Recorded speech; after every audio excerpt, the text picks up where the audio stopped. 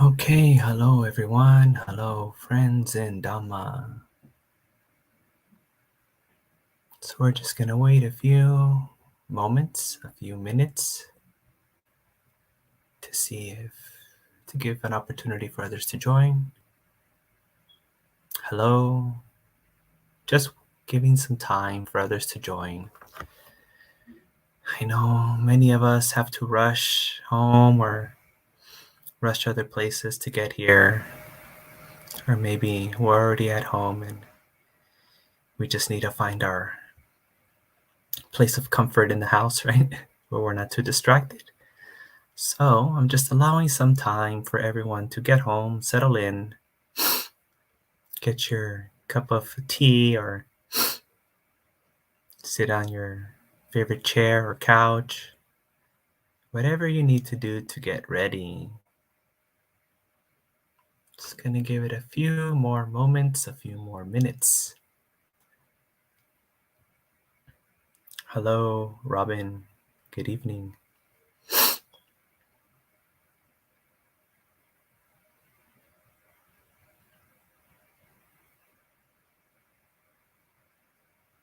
Got some likes and some hearts. Hello to you also. Hello, Jayanta, T, Alexandra. Hello to everyone out there. We're just standing by for a few moments, a few minutes, giving people a chance to join us. Oh, Visara Dilrukshi. Hello. I hope Sachin and Sanya and everyone's there also. Janakie, hello.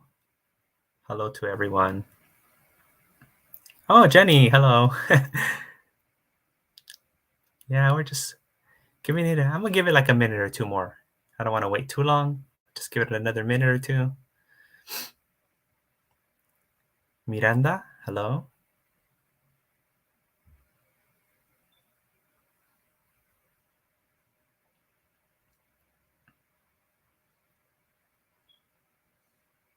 I know probably many of you, if not most of you, are probably watching from the East Coast because there's where Empty Cloud Buddhist Insights is located. I'm in the West Coast. I'm in LA. It's kind of early for, many of the people that know me to join in because people work 9 to 5, 9 to 4, 8 to 4. So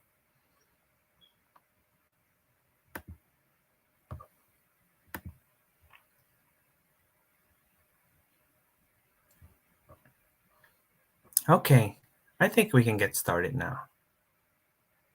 I think everything is fine. Hello, Mary. Good evening to you. Good afternoon to everyone. Good morning, good day, wherever you are. Okay, so today I wanted to start off with the practice of the Brahma Viharas, the divine dwellings, the supreme dwellings. And we're going to use metta as our catalyst, as our entry point into the Brahma Viharas. So metta is usually described or translated as loving kindness. Metta has etymology in the Sanskrit word maitri, which means like friendship. It comes from friend. Even today in Hindi, right? Mitra, like someone who's your friend. Although they also use dost, but you can use mitra also uh, as friend. Friendliness, right? Goodwill is also benevolence. There's so many words that touch on these different characteristics or dimensions of metta. So the way we're going to practice today is first by generating metta towards ourselves. For example, you can think, may I be well, happy, comfortable, and peaceful, or just simply, may I be well, or you know what, any word that works for you. So we're using these concepts, these words like, may I be well, happy, comfortable, and peaceful, as a bridge or a tool to help us develop that state of mind of goodwill towards ourselves. Okay, so let's not get too caught up on the technique. It's more about, you know, developing that state of mind, that selfless, altruistic state of mind, benevolent state of mind. And if you have another way to get there, go ahead and do that. If you want to try something new or this is your first time, then you can just follow along with me. We start off with ourselves. May I be well, happy, comfortable, and peaceful. Then after we feel, we get a taste of metta, we begin to generate metta, include others in our metta practice. For example, we can think, may all the beings in this house, right, in this place, whether large or small, human or non-human, known or unknown, be well, happy, comfortable, and peaceful. Or simply, may all beings in this place be well, or may all beings in this place be happy. Again, the words, the concepts are just bridges or tools that we're using to get into that state of metta, loving kindness towards all beings. And then from your place, from your house, you can expand it to include all the beings in your neighborhood, from the neighborhood to the city, from the city to the state, to the country, to the continent, neighboring continents, the planet, the galaxy, the entire universe, up until whatever, infinity, right? May all beings, wherever they may be, whether large or small, human or non-human, known or unknown, born or to be born, because there's some that are in eggs or are in the womb. May all beings without exception be well, happy, comfortable, and peaceful. Or simply, may all beings be happy. May all beings be well. That's the universal level, right? So that's more abstract. We start with ourselves, and little by little, we expand. We create like this, meta sphere, and we begin to encompass all beings, okay? So to start the meditation, find a suitable place, right? Maybe you'd want to silence your phone, turn off your phone, or find a place where you won't be disturbed, or whatever you can do, right? The best conditions that you can create in your house. For everyone, that looks different. So once you find a suitable place, find a comfortable seat, or you can even lay down if you want to, really. Just find a comfortable posture. And try to keep your back straight, or as straight as possible. Then also, I'm going to invite you to close your eyes. But if you don't feel safe closing your eyes, then you can just maybe glance towards the floor, like 2 or 3 feet in front of you. And begin by withdrawing your attention from the external environment, okay? Just for a moment, withdraw your attention from outside. Bring your attention inside.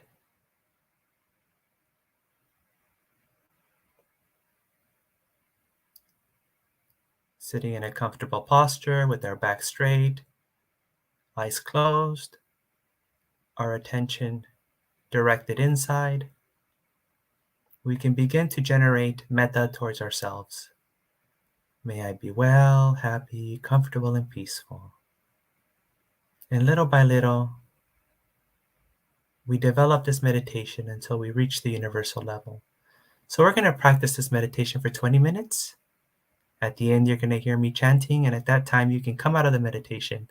Let's go ahead and practice metta, universal benevolence, loving kindness meditation.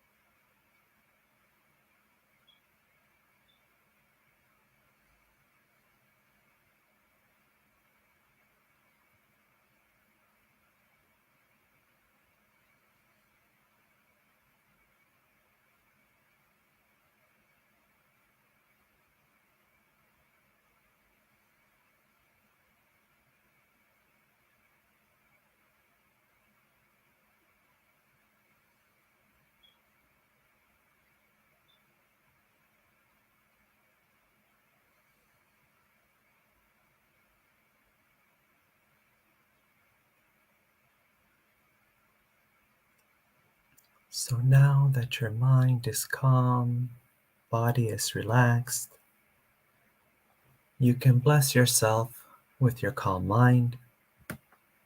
By the great wisdom and compassion of the Supreme Buddha, truthfulness of his teachings, Dhamma, noble qualities of his perfect disciples, Mahasangha, may you be well, happy, comfortable, and peaceful. Sabitio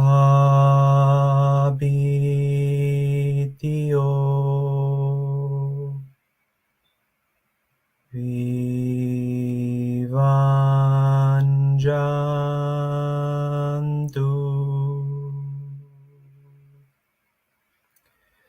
Saberogo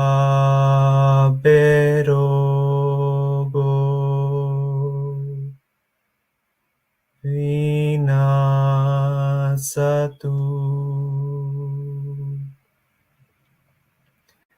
Mate Bhavantwanterayo Sukhi Digayuko Bhava Bhavetu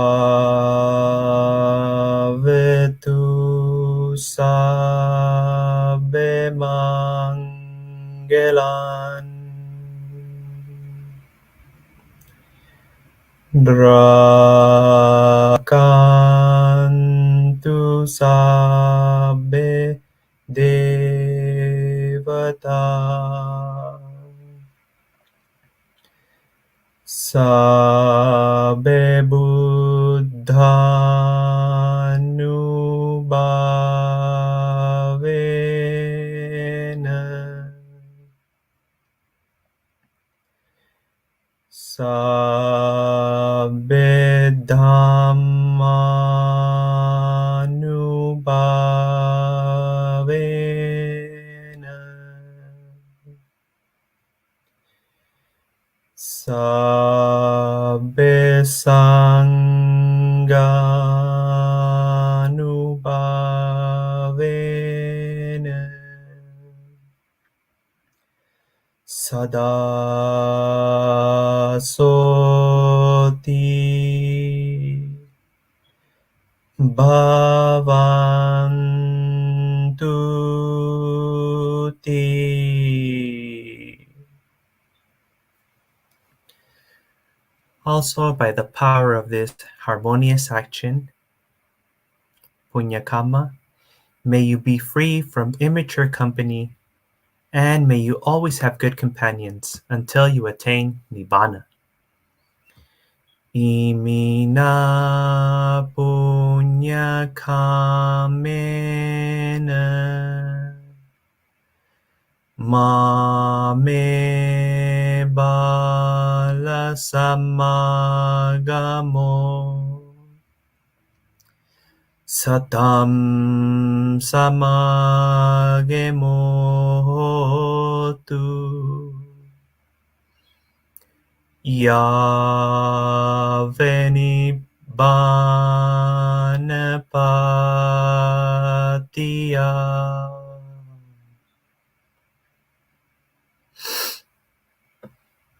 I hope that everyone's meditation was fruitful, or at least a bit better than being outside of meditation during your day. Hello to everyone from Alaska, many people all over the place. So many people. Hello to everyone. Yamala and Rahulawat, Karen, Pravat. Oh, Pravat Barua. I know you. Shilab and Jens. Hello from Empty Cloud. Hello, everyone at Empty Cloud. I hope that you're doing well. Okay. So before I start my talk today, I'd like to pay my respects to the Buddha, Dhamma, and Sangha. Namo tase bhagavato arahato samma sambuddhase. Namo tase bhagavato arahato samma sambuddhase. Namo tase bhagavato arahato samma sambuddhase. Buddham saranam gacchami. Dhammam saranam gacchami.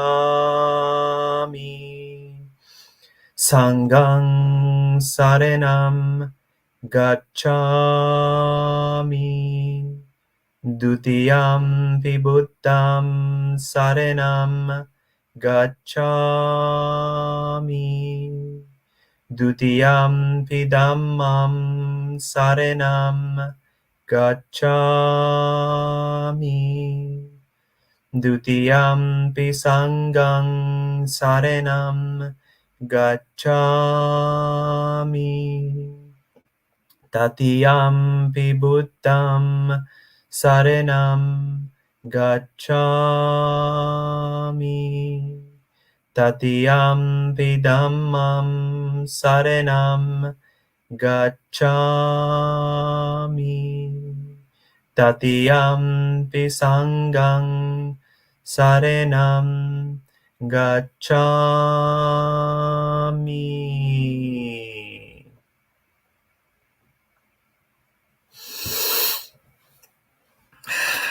Yes, let's rejoice. Anumodana.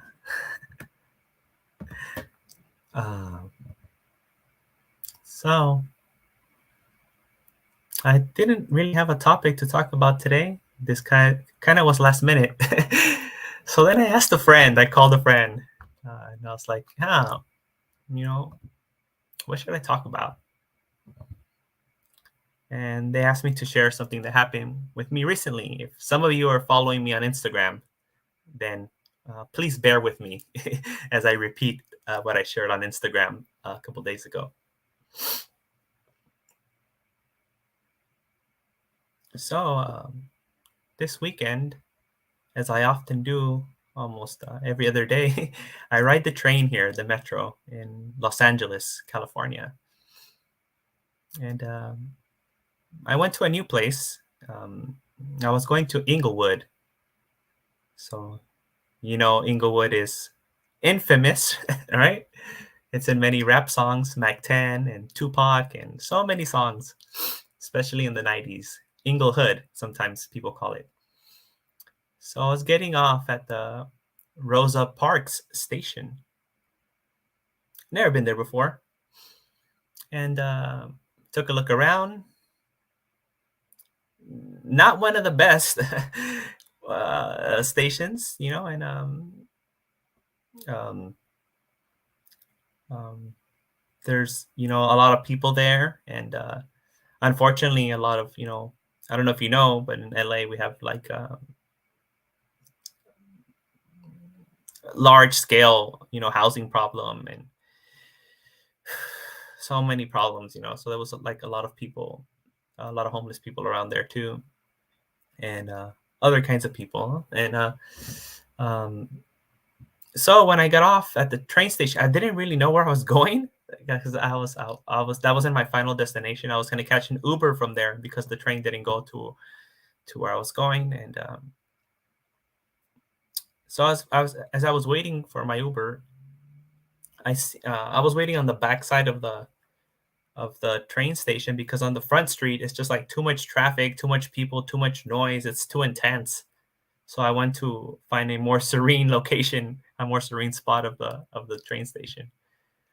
And while I was waiting there, I see a young man, like turn the corner, look at me, and he just starts walking straight towards me, with intention. And I look around, I'm the only one there.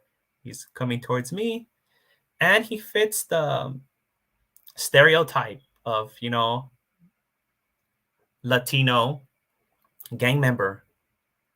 which we call cholos here, homies. And we keep looking at each other, and he's walking towards me, walking towards me, walking towards me. And I can feel the intensity in him, the way he's walking, the way he's looking at me, some intensity. So I prepare myself, to see what happens. Like, okay, let's see how this goes down.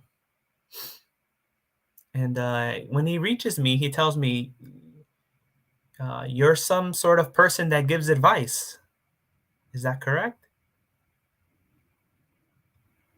And I kind of laughed and smiled. And I guess sometimes that's what I do. He says, "Okay, I want to share something with you. I just got kicked out of my house, um, and they called the cops on me. I can't go back. I have nowhere to go." "What happened?" I tell him. "Well, I got into a fight." And then he shows me his fist, and his fist is bleeding, and his skin he is peeling, right, from his knuckles. And I said, "Are you from around here?" He says, "Yes, I live like a couple blocks down the corner. I'm trying to find a place to go. I have nowhere to go." So then I start asking him if he has any friends or people that he knows or family members, and he basically said no, he doesn't have good of a relationship with other people, and he had nowhere to go. So he was thinking of maybe going to the beach. So then he started sharing many things about himself, but there was these two recurring themes that he kept bringing up every time he would share something. He was very particular about what he shared. He would share something that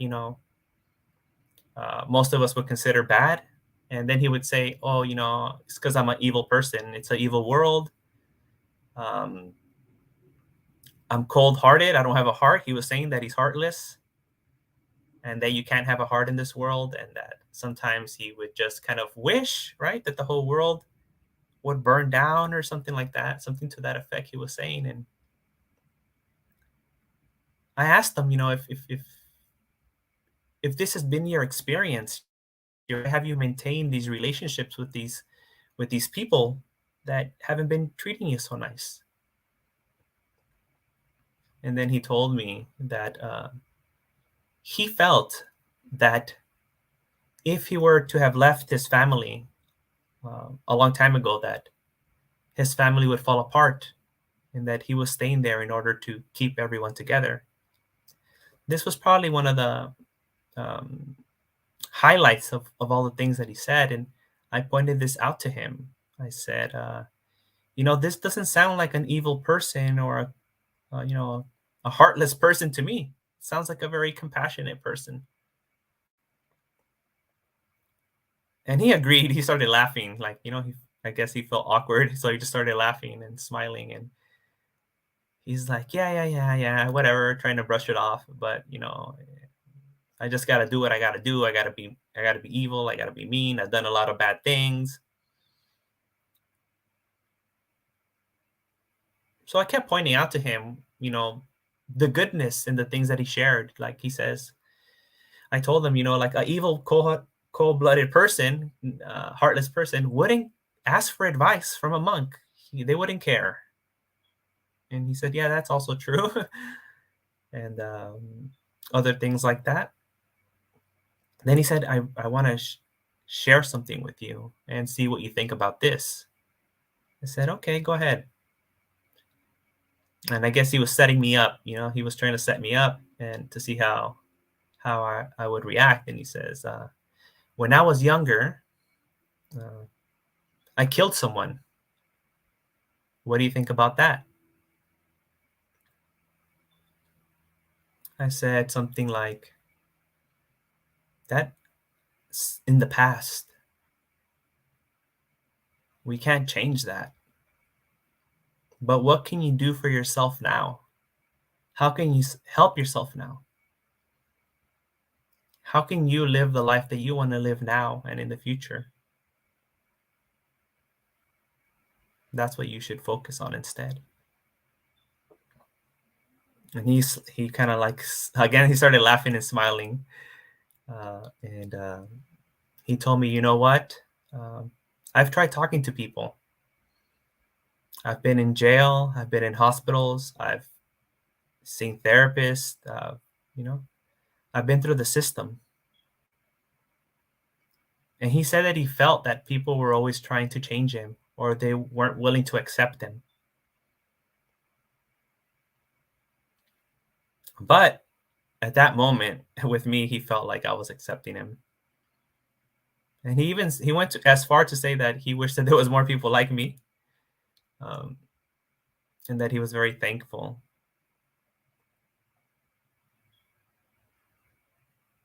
I could see both, when he was telling me the things that he did and how his life, all the troubles that he went through. I could see the pain. I could feel his pain, although he was trying to be cool and trying to be tough. Like that's how like his gangster demeanor. I could feel his pain,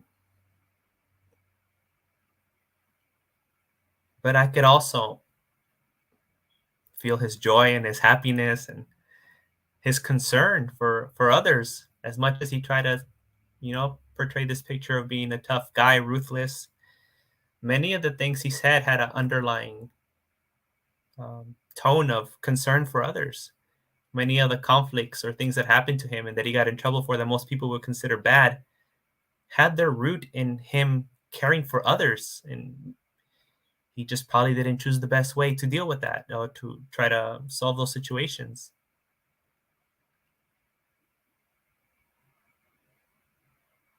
So then, for some reason, my Uber driver got lost and he was having a hard time finding me.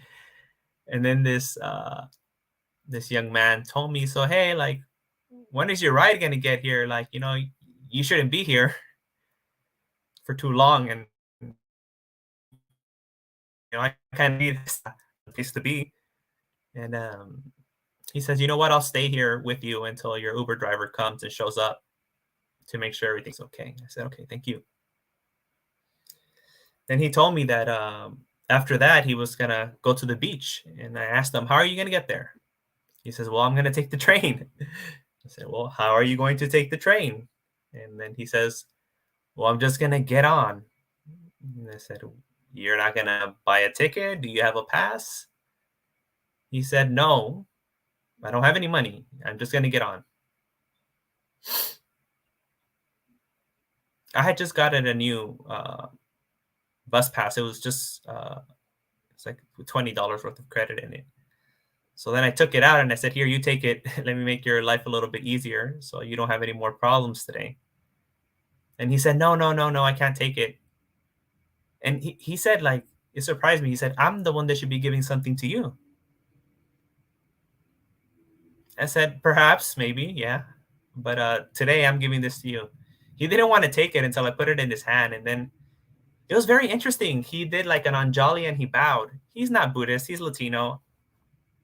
Maybe he learned it on the internet or like watching a movie. I don't know where he did that, but that surprised me.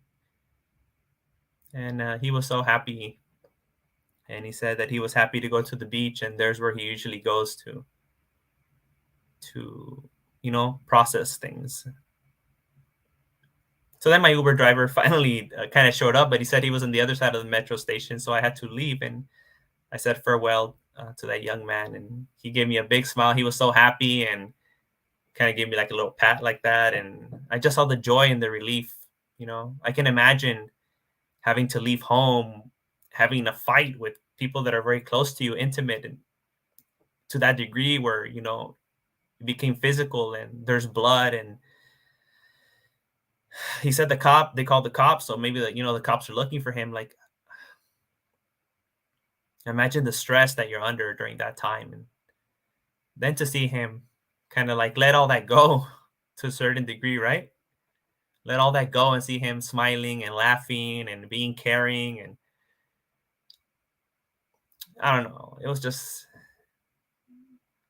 a nice experience.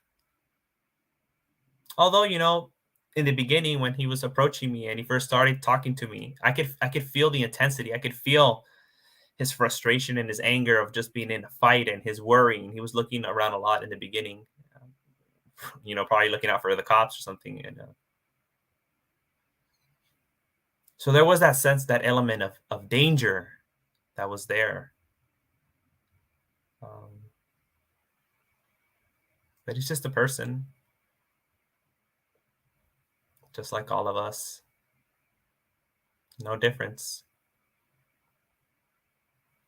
just different events in his life took place. Same person. So then when I first shared this encounter with someone that day, they reminded me of like the story of Angulimala, although that's not his name, right? That's just what they would call him. Anguli, fingers, right? And mala, like a garland. And this young man, he was a very intelligent, very compassionate young man. He was the best student, actually. He was in his class the topper, as they would say in India today. The topper, number one in his class. And his friends, his classmates became jealous of him, and they convinced his teacher that somehow he was having an affair with his wife. The teacher had a younger wife too, which was probably not the best thing. um, so they kind of convinced that your best student, your pupil, your number one is really stabbing you in the back because he's messing around with your young wife. And so then the teacher decided to give an ultimate test, right? He's like, okay, for your final project before you graduate and you get my blessing, you have to do this one thing for me. And then the young to be Angulimala said, of course, teacher, I'll do anything you say. He said, I want you to, get 1,000 fingers for me, and each finger has to be from a different person. He's kind of, surprised by it, but as a diligent, faithful student, he just believed his guru, right? And he went to go do that. And in the beginning, when he started killing people and taking their fingers, he just was kind of like storing them like near where he lived in the forest on trees. So then animals would come and take them and eat them and things like that. Fingers would get lost. So then he decided, well, I'm just going to put them all on a necklace, right? That way they'll be with me all the time. So actually, he killed more than 1,000 people, supposedly, according to the story, because there was so many fingers of dead people that were lost, right, to animals. So then everyone in the kingdom was scared. No one wanted to go into the forest, and the words finally got out to the king, and the king assembled a force. He got his army to go out into the forest and kill this. They thought he was a demon. That's how how scared people were of him. And then when his mother heard that the king was going to send his army to go kill her son, she wanted to save her son. So she made a plan as soon as she heard that morning to go save her son.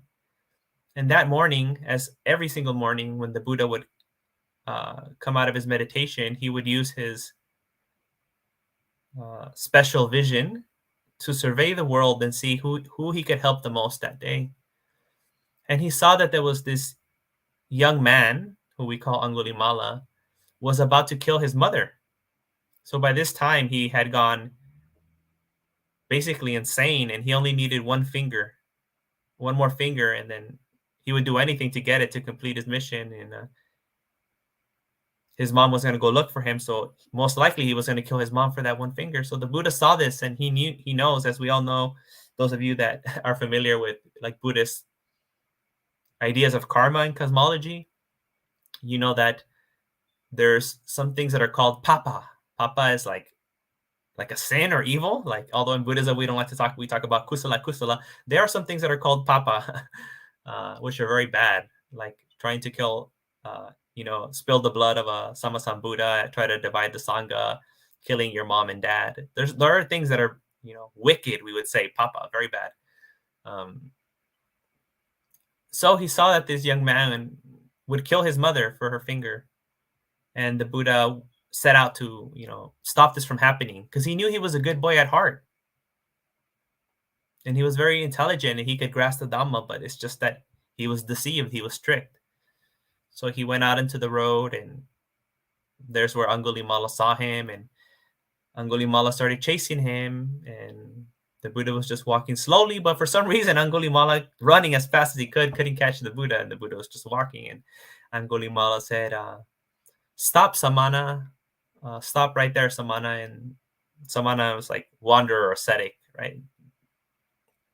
And the Buddha said, "I have already stopped, but you haven't stopped." So then Angulimala was confused, and what does he mean by this? He's walking, and what does he mean he stopped, but I haven't stopped? And Angulimala said something to the effect where, like, you're a samana, religious person, you shouldn't be lying. You're still walking. What do you mean you have stopped? And the Buddha said, I've already stopped killing or hurting living beings. And then Angulimala understood. So he stopped doing what he was doing, and he decided to, follow the Buddha and become a Buddhist monk, and eventually he became an arhat.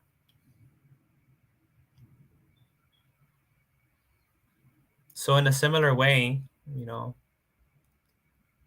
this young man that I met, some things happened in his life that made him go in this way, very similar to Angulimala. He wasn't born, wanting to hurt others and do all this kind of stuff. Some things happened. Somehow he was diluted or, tricked into it. And like Angulimala, there's the potential for him to leave that way of living and do something good for the world. What did Angulimala do? Well, now, if you grew up in Sri Lanka or Thailand or Burma, we know that when a woman is pregnant, they do the Angulimala Parita, right? For in order for them to have a safe birthing process, right?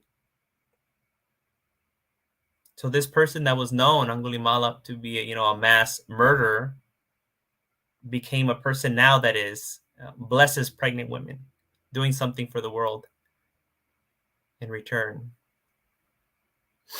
So in a similar way, we can think of people like the young man that I met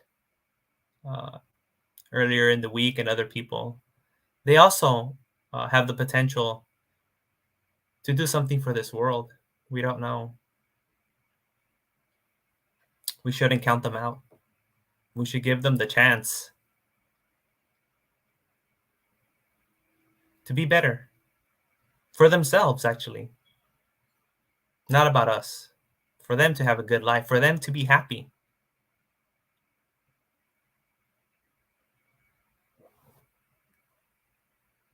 So that's all I wanted to share today.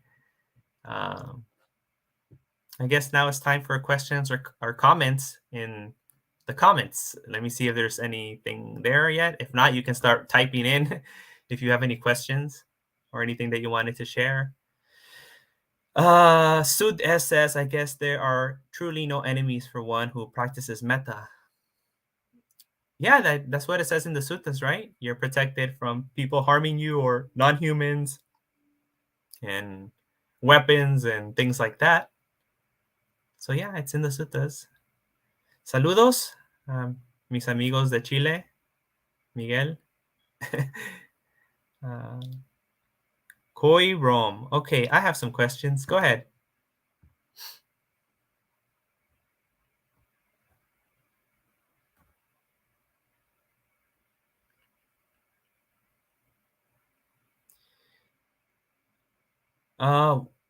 Waffle Sans Lagrome. How can we prevent compassion from wounding us? Compassion can never wound you. It's our expectations, our wanting to control the outcomes that wounds us, right? Our idea that things will go our way or the way we want them to. So it comes from a place of like wanting to exert power over the world or others, right? It's egocentric in a sense, although we can try to justify it by saying, oh, it's the best for everyone else. So compassion cannot hurt you, but our expectations right? Um, or wanting to control others in the world. That can hurt us very much.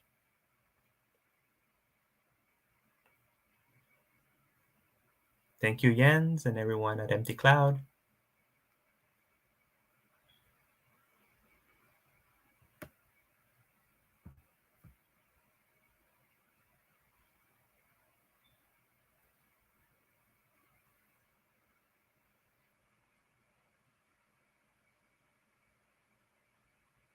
I'm waiting to see if that question is coming through from Koyo Rom.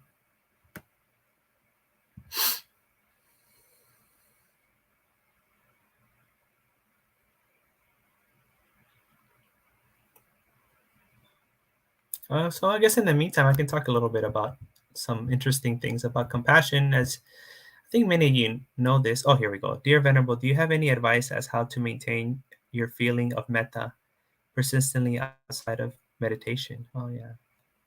Uh, so in my experience, you have to use the Brahma Vihara's metta as um, preventative measure, and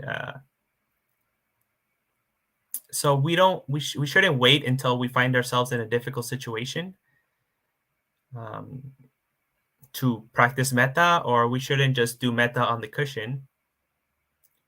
Metta is a way of life, actually. So it's something that we should be doing from the moment that we wake up until we go to sleep.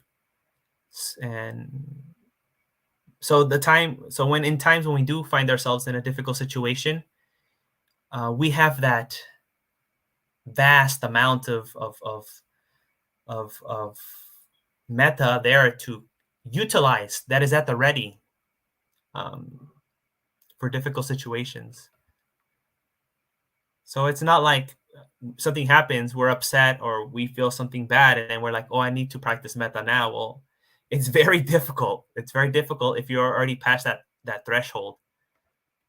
Um, so it's better for every day for you to live a lifestyle of loving kindness, of benevolence, and then you're always ready, right? So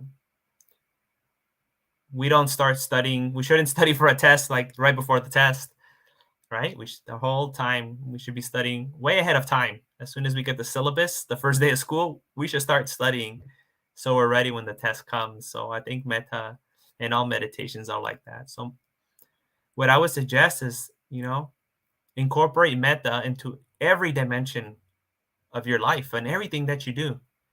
Before I was a monk, I would go to the gym and I was exercising and doing reps. May all beings be well, happy, comfortable, and peaceful, lifting weights. And when I would ride the bus then, as I do now, I practice metta. So just bring it in to everything and move it into compassion too. Don't leave it just at metta. So treat everyone with respect and kindness. When you're at Target, hello, how are you? Not just through the formality, but really mean it. Really look the person in the eye. Don't just go to the little keypad and put the card in and look at the person in the eye. And you ask them, how are you? And when they ask you, I'm well. Oh, that's so nice to hear that you're well. I'm glad that you're having a good day.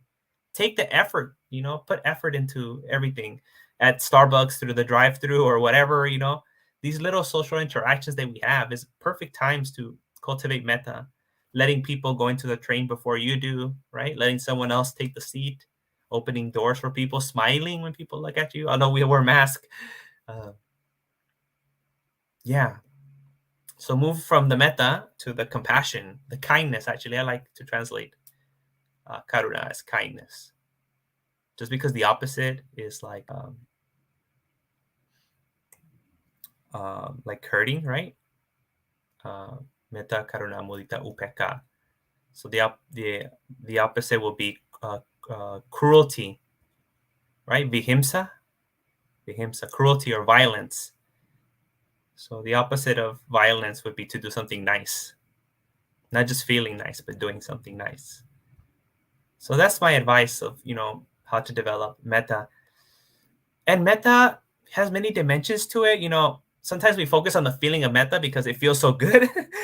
But metta is a perspective. So there's two parts to metta. There's, like, I would say, the affect part and the cognitive part to metta. And if we don't have both, like, it's not very useful. If we just have the feeling, but we don't have the cognitive part, uh, it tends to lean towards sentimentality.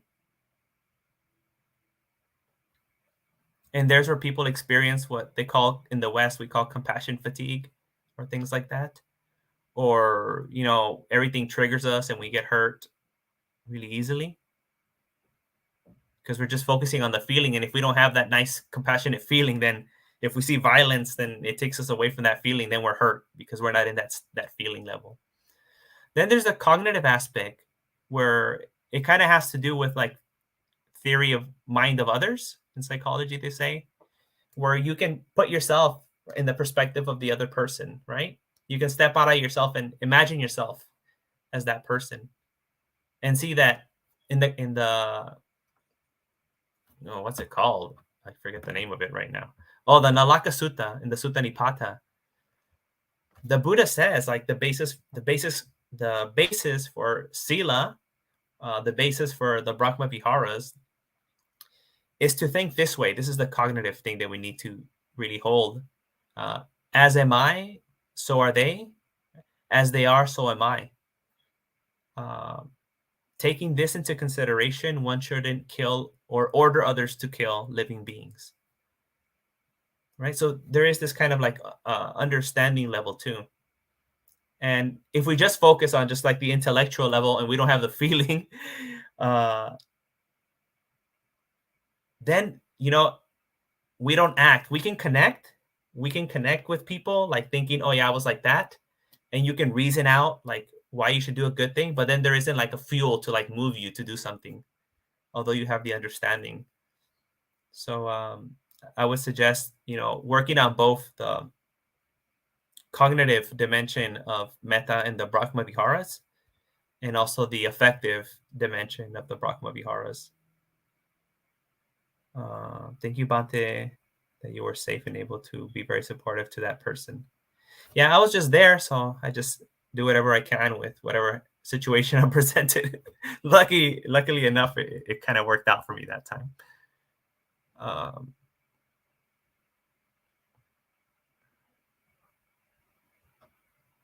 so I'm willing to take another question. If not, then we can finish for today. I'll give you some time to type. Oh yeah, I like his book, Emptiness and Compassion. I recommend that book. It's really good. Bhante Analayo's Emptiness and Compassion.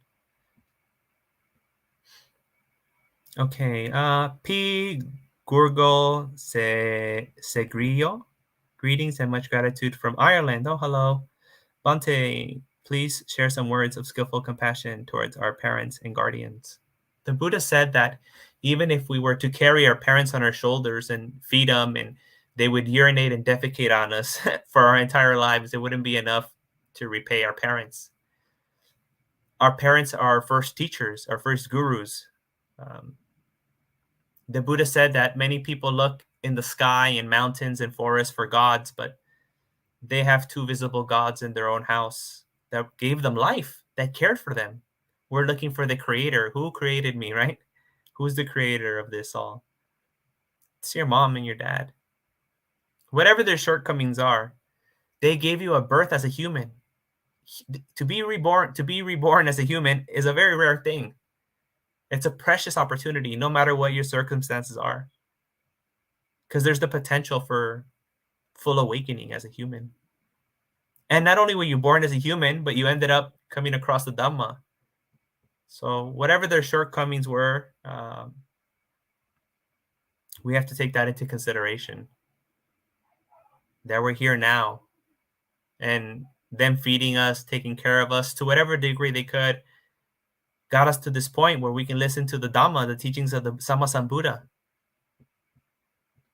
That is a rare thing in samsara, very rare thing. No one else can give it to you but your parents.